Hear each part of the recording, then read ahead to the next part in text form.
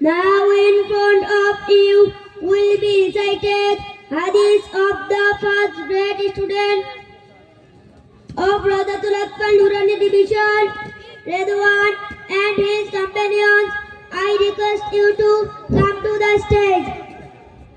এখন আপনাদের সামনে হাদিস পাঠ করে শোনাবেন রাওজাতুল আতফাল নুরানি বিভাগের নার্সারি গ্রুপের ছাত্র মোহাম্মদ রেদওয়ান ও তার সঙ্গীরা। আমি আপনাদেরকে মঞ্চে আসার জন্য অনুরোধ করছি। আসসালামু আলাইকুম ওয়া রাহমাতুল্লাহি ওয়া বারাকাতুহু। হাদিস শরীফ ক্বালা নাবিয়্যু সাল্লাল্লাহু আলাইহি ওয়াসাল্লাম আকলিস দীনাকা ইয়াকফিকাল আমালুল কলিল। তোমার ঈমানকে খাঁটি করো, অল্প আমলই নাজাতের জন্য যথেষ্ট হইবে। খায়রুকুম মান তাআল্লামাল কুরআনা ওয়া আল্লামাহু।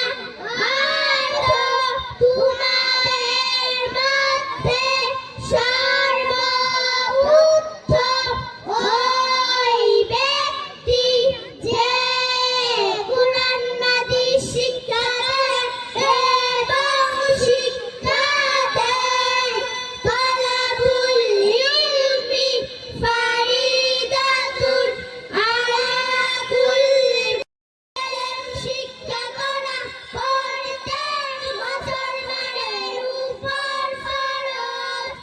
আত-তুহুরু শাতরুল ঈমান।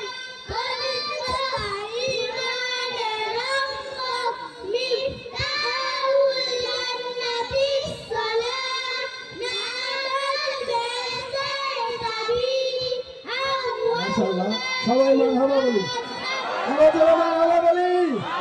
আমাদের ছোট্ট ছোট্ট সোনামণিরা আমাদের কাছে মেসেজ দিয়ে গেল, মিফতাহুল জান্নাতিস সালাহ, নামাজ হলো বেহেশতের চাবি।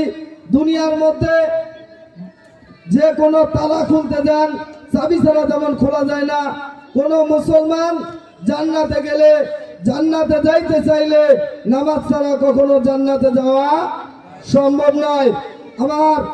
আমাদের অনেক ভাইয়েরা বলেন যে আগে ঈমান ঠিক করি তারপরে নামাজ পড়বো।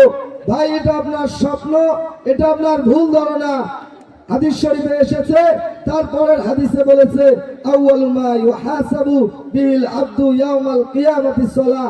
কিয়ামতের দিন সর্বপ্রথম যে হিসাবটা হয় সেটা হলো নামাজের হিসাব। আল্লাহ তাআলা বলেন, ইন্না সালাতা তানহা আনিল ফাহশাই ওয়াল মুনকার। নিশ্চয় নিশ্চয় নামাজ সমস্ত প্রকার ফাহেশা এবং খারাপ কাজ থেকে বিরত রাখে। ও ভাই, ও বন্ধুরা, আপনাদেরকে বলতে চাই, আগে নামাজ পড়ি, আস্তে আস্তে ঈমান ঠিক হয়ে যাবেন। বলেন ঠিক কিনা?